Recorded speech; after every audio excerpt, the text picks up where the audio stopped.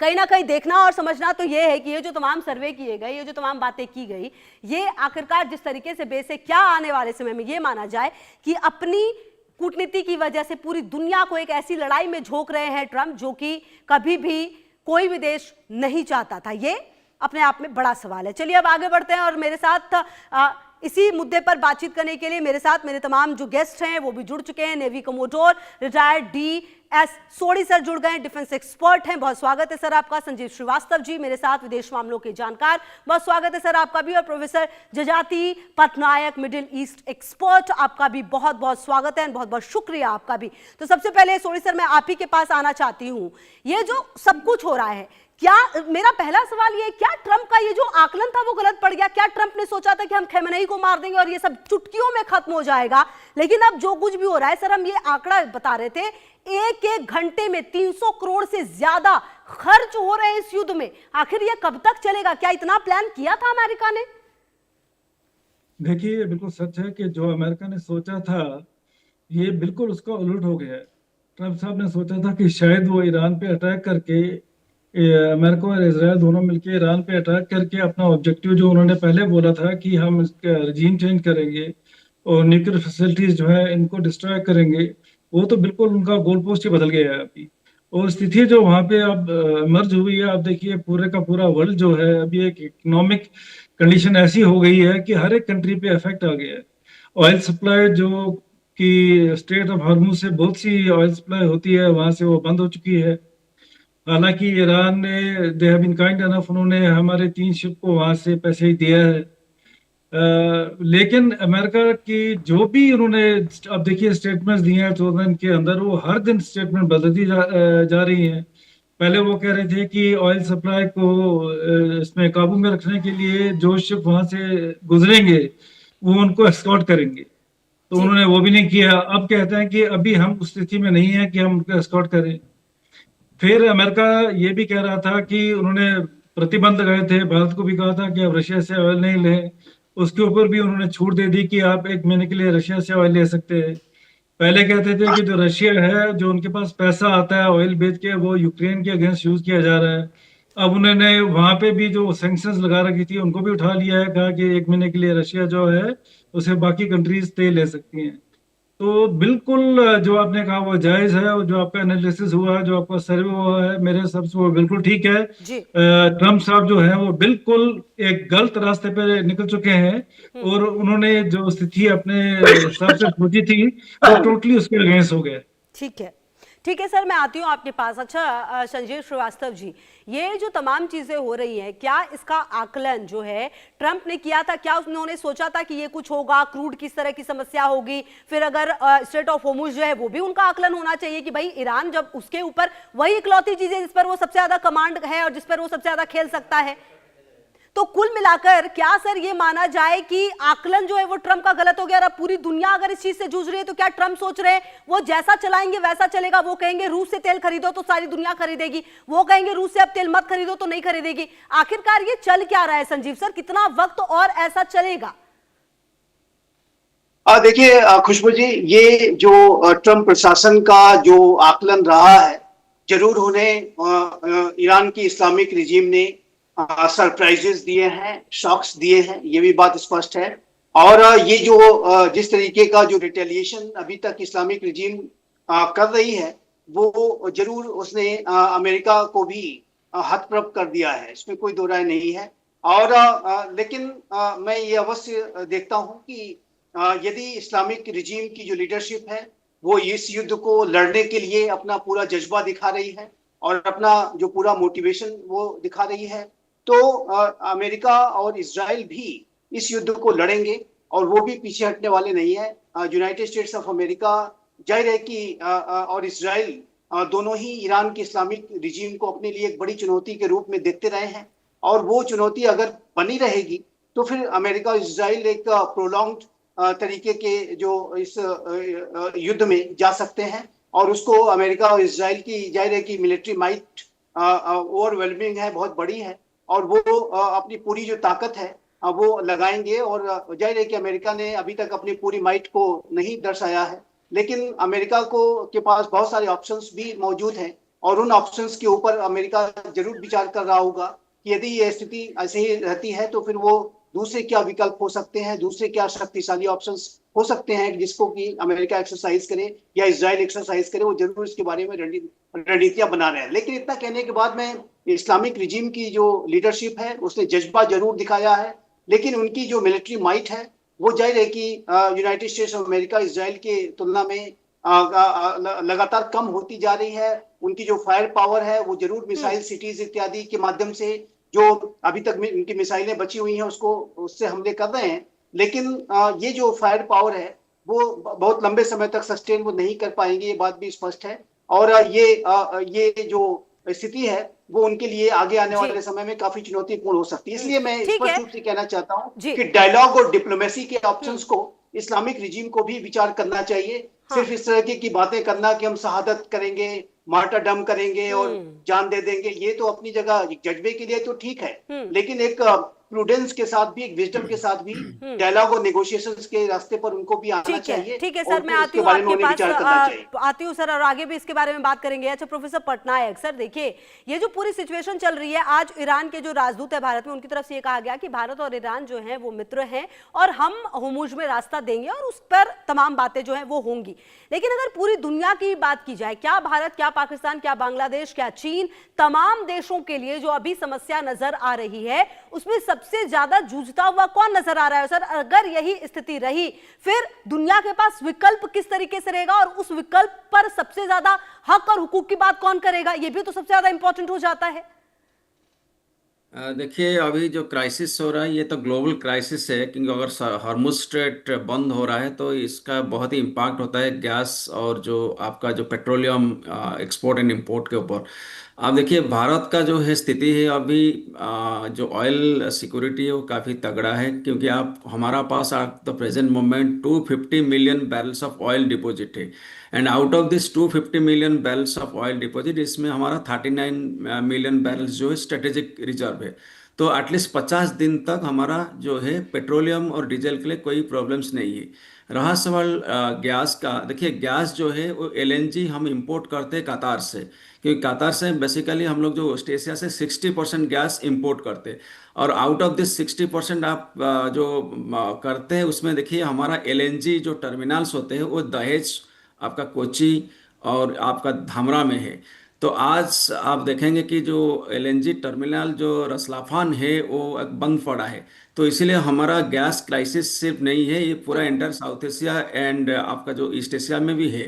तो इसीलिए गैस का जो प्रॉब्लम्स आप इसको अलग तरीके से देखते हैं कि एलएनजी जो होता है इसको आप कन्वर्ट करते हैं सीएनजी में, जो कंप्रेस्ड नेचुरल गैस, इसके बाद में होता है पीएनजी 5 नेचुरल गैस, इसके बाद होता है एलपीजी जो है लिक्विफाइड नेचुरल गैस।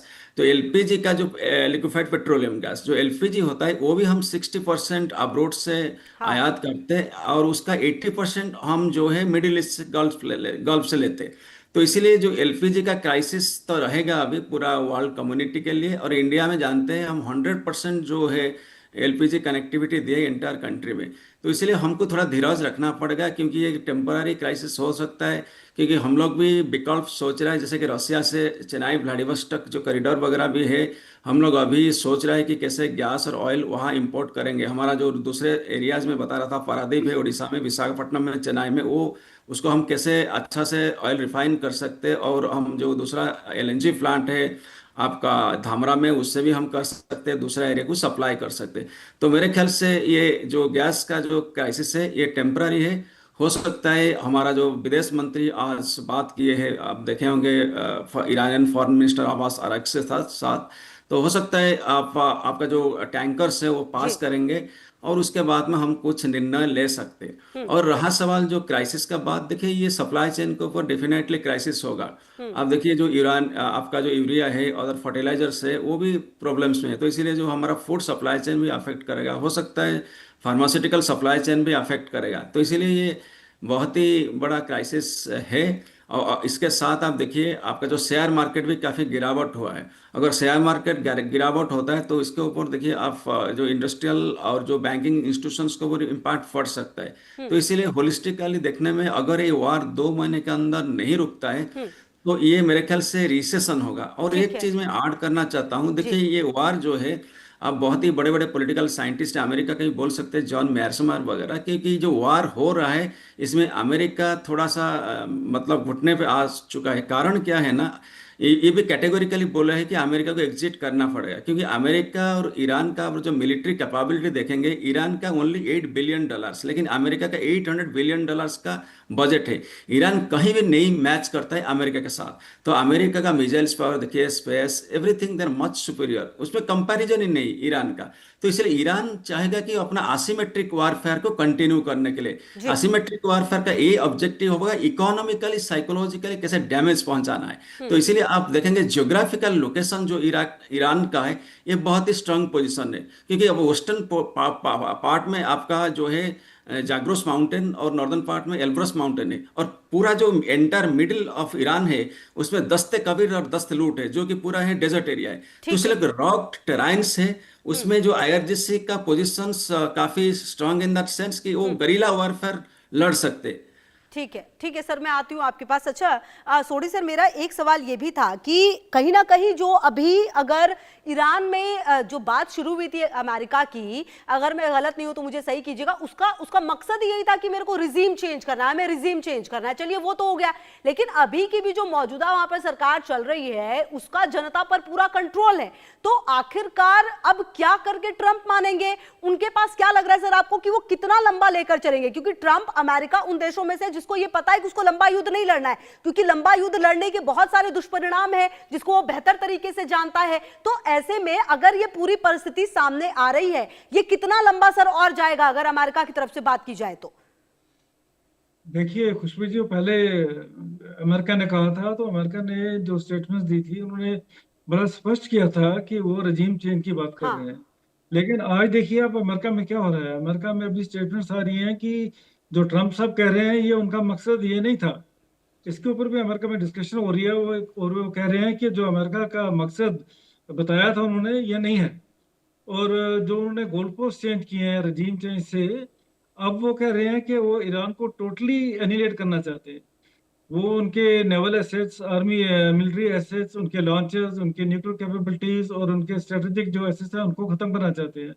बेसिकली जो ट्रम्प साहब हैं उनका जो बिल माइंड में था, जो उनका क्या लेके वो आगे चले थे, वो ये था कि वो ईरान का जो ऑयल है उसको कंट्रोल करना चाहते थे, जैसे कि उन्होंने वेनेजुएला में किया है। जी।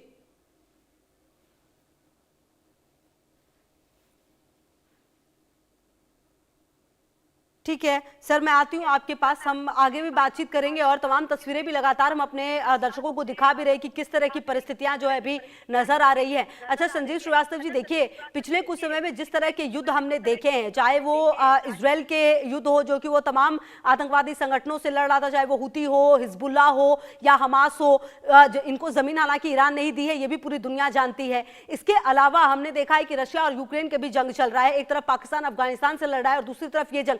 क्या हम जंग के लिए इतने ज्यादा नॉर्मल हो चुके हैं? और अगर नॉर्मल हो चुके हैं सर, तो फिर ऐसी समस्याएं क्यों आती हैं? क्योंकि अगर ये बात तो दुनिया को पता थी कि अगर ईरान की लड़ाई होगी तो ये परिस्थिति तो होगी, तो आखिरकार हम इसके लिए पहले से ही क्यों रेडी नहीं थे?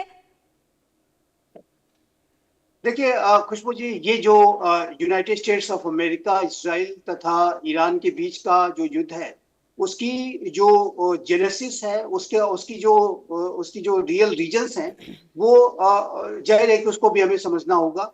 और ये जो युद्ध है वो यूनाइटेड स्टेट्स ऑफ अमेरिका और इजराइल को एक दिन करना था, क्योंकि जो ईरान की जो इस्लामिक रिजीम है उसका जो अप्रोच इजराइल के प्रति रहा करता था, वो जाहिर है कि उसमें अनेक बहुत बेहद आपत्तिजनक बातें थी। और जिस तरीके से इस्लामिक रिजीम इजराइल के अस्तित्व को ही स्वीकार नहीं करती, होलोकॉस्ट को वो डिनाई करती है, और आतंकवादियों को भी सपोर्ट करने के माध्यम से वो इजराइल को उसने टारगेट किया। और 7 अक्टूबर 2023 को जो इजराइल के ऊपर सबसे बड़ा आतंकी हमला हमास ने किया, वो ईरान की इस्लामिक रिजीम का ही टेरर प्रॉक्सी था। और उसी तरीके से इस्लामिक रिजीम के द्वारा जो death to America, death to Israel के जो नारे लगाए जाते थे, उसके बाद यदि अमेरिका के लिए विशेष रूप से अगर देखें तो 1979 में जिस तरीके का इस्लामिक रिवॉल्यूशन हुआ है, अमेरिका की जो एम्बेसी का सीजर तेहरान में हुआ, लंबे समय तक 444 दिनों तक ये सीजर चला, और जिमी कार्टर से लेकर के जितने भी अमेरिका के राष्ट्रपति रहे अब तक, सभी ने इस बात को हमेशा से कोशिश की कि किस तरीके से वो इस्लामिक रिजीम को वीकन करें और वहां पर चेंज लाएं।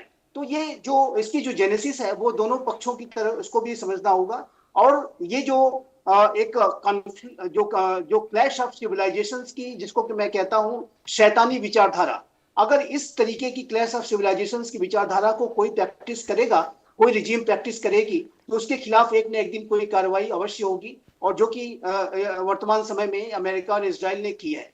और ये जो इजराइल की जो आशंकाएं हैं उसको भी हमें समझना होगा। और उसका जो एक प्रयास चल रहा था इस क्लैश ऑफ सिविलाइजेशंस की इस विचारधारा को, आतंकी विचारधारा को दूर करने का, वो था डायलॉग अमंग सिविलाइजेशंस, जो अब्राहम एकॉर्ड्स 2020 में साइन किए गए थे। उसके तहत ज्यूज और मुस्लिम्स और क्रिश्चियंस के बीच में एक संवाद की जो प्रक्रिया शुरू हुई थी, वो इसका एक सलूशन था, और जिसके की तरफ इजराइल भी आगे बढ़ रहा था। जो सऊदी अरबिया, यूएई, बहरीन जैसे राष्ट्र भी आगे बढ़ रहे थे, और यूएई और बहरीन जैसे राष्ट्रों ने तो इजराइल को रिकॉग्नाइज कर लिया था, सऊदी अरबिया भी रिकॉग्निशन देने जा रहा था। लेकिन इस्लामिक रिजीम ने ऐसा कभी भी कुछ नहीं किया, और ज्यादातर इस पूरी नॉर्मलाइजेशन की प्रक्रिया को डीरेल करने के लिए एक हमास नामक टेरर प्रॉक्सी के माध्यम से इतना बड़ा हमला इजराइल के ऊपर करा दिया, और ये लार्जली ईरानियन बैक्ड जो ये पूरी कार्रवाई थी। तो ये स्पष्ट है कि इजराइल को तो इसका एक्शन लेना था, और इजराइल के प्रधानमंत्री बेंजामिन नेतन्याहू स्वयं से तो हमास को, हिजबुल्लाह को, हुती को काफी कमजोर